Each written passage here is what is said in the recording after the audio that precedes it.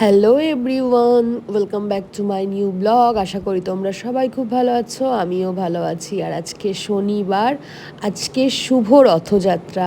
আমার পক্ষ থেকে তোমাদের সকলকে জানাই শুভ রথযাত্রার অনেক অনেক শুভেচ্ছা। জগন্নাথ তোমাদের সবার খুব ভালো করুক, মঙ্গল করুক, তোমাদের সকলের মনোবাঞ্ছা পূরণ করুক। তো সকালবেলা উঠে ফ্রেশ হয়ে গরম জল খেয়ে তারপর এক কাপ চা বিস্কিট খেয়ে নিয়েছি। দেন চলে গেছিলাম রান্নাঘরে, ব্রেকফাস্ট করেছিলাম মাঝখানে, সেই ভিডিওটা স্কিপ করে গেছি। এখানে রান্না করেছিলাম পাঁচমিশালি তরকারি, তার মধ্যে ডাঁটা আর কাঁঠালের দানা দিয়ে আর কি। আর রান্না করেছিলাম সোয়াবিনের তরকারি আর আমড়ার চাটনি। আর এখানে আমার হাজব্যান্ড রান্না করছে, যেহেতু আজকে রথ সেহেতু ওর অফিস ছুটি, তাই একটুখানি চিকেন ছিল ফ্রিজে, সেটাকে ও রসিয়ে কষিয়ে রান্না করছে। রান্না করার পর রান্নাঘরের যা অবস্থা ছিল সেটা দেখলে তোমাদের কান্না পেয়ে যেত। বিশ্বাস করো, এই রান্নাঘরটা পরিষ্কার করতে আমার প্রায় 20 মিনিটের মতো সময় লেগেছে। তারপরে স্নান টান করে নিলাম। মেঘ করেছে দেখো আকাশে, একটু আগে ঝমঝম করে বৃষ্টি হলো, তারপরে আকাশ পুরো পরিষ্কার হয়ে গেল। আজকে রথ আর বৃষ্টি হবে না, এটা তো হতেই পারে না।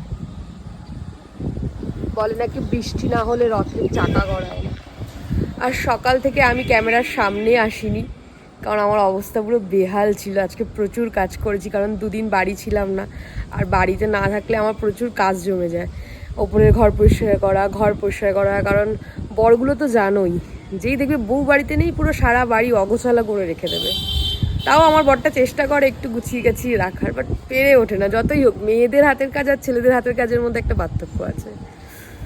সো এখন উনি বাড়ি আসলো, গাড়ির আওয়াজ পেলাম। রান্না বান্না করেছে আজকে স্পেশাল ডিশ, সেটা দিয়ে খাওয়া দাওয়া হবে। আর ওয়েদারটা তো, কোথাও একটা লং ড্রাইভে যেতে ইচ্ছা করছে। সত্যি বলতে আমার পেছনের ব্যাকগ্রাউন্ডটাকে ইগনোর করেছেও, কারণ ছাদের মধ্যে প্রচুর জামা কাপড় মেলা রয়েছে, যেহেতু বৃষ্টি। এমা রোদ উঠে গেল, এই দেখো মেঘ এদিকে আকাশে, এদিকে রোদ উঠে গেল। সেই মেঘ ফাটা রোদ বলে না, সেই রোদ উঠে গেল।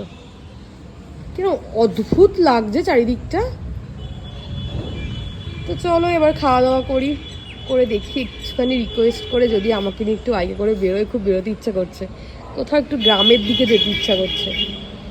খাওয়া দাওয়া শেষ হতে না হতেই ঝমঝম করে বৃষ্টি শুরু হয়ে গেল। কোথায় আর যাব, এই মেঘ, এই বৃষ্টি, এই রোদ, এই ঝামেলাতেই জর্জরিত হয়ে গেলাম। তারপরে ভাবলাম যে শুয়ে শুয়ে সময় নষ্ট না করে যাই, গিয়ে একটুখানি কন্টেন্ট ক্রিয়েট করি বা কিছু ফটোশ্যুট করি।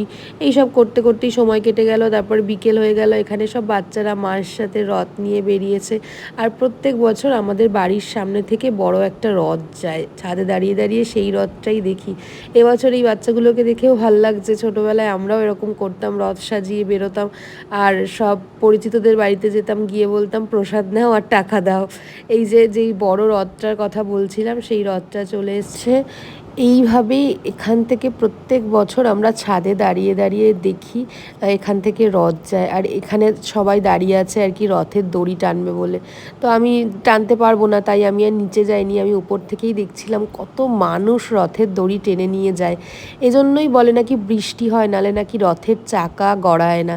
আর এখন তো পুরীতে এই সময়টা একদম অসাধারণ সব রিচুয়ালসগুলো হয়, আর প্রচণ্ড ভিড়ও হয়। কখনো এরকম সময়ে পুরী যাইনি, এত ভিড় দেখি, কিন্তু একবার অন্তত যাওয়ার খুব ইচ্ছা। ওখানে বিভিন্ন রকমের রিচুয়ালস হয়, বিভিন্ন রকমভাবে সব কাজকর্ম হয়, প্রচুর লোকজন আসে, ওটা দেখারই খুব ইচ্ছা। আমাদের এখানে ছোট্ট একটা রথের মেলা বসে, এই যে আর একটা ছোট্ট রথ যাচ্ছে।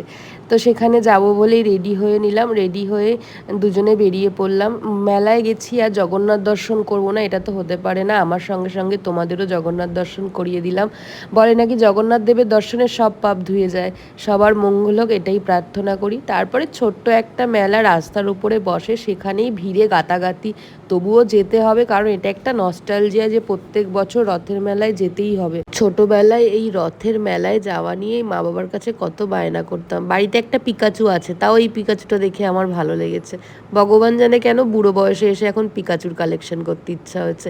আর এই যে মেহেন্দিটা, আগেকার দিনে যখন আমরা এই মেহেন্দিটা পরতাম, স্কুলের ছুটি থাকতো ঠিক সেই সময় পরতাম, আর কত দিন হাতে থাকতো। এই বাচ্চাটাকে দেখে সেটাই মনে হচ্ছিল, এটা কিউটি পাই বসে বসে মেহেন্দি পড়ছিল। ওকে মেহেন্দি পড়তে দেখে না আমারও ইচ্ছা হলো যে এখন তার স্কুলও নেই, কলেজও নেই, বকা দেওয়ারও কেউ নেই, তাহলে একটু মেহেন্দি পরি। জানি এই মেহেন্দিগুলো ভালো হয় না, ছোটোবেলায় মেলায় গিয়ে যখন মেহেন্দি পরতাম তখন অনেকবার আমার হাতের স্কিন পুড়ে গেছিলো।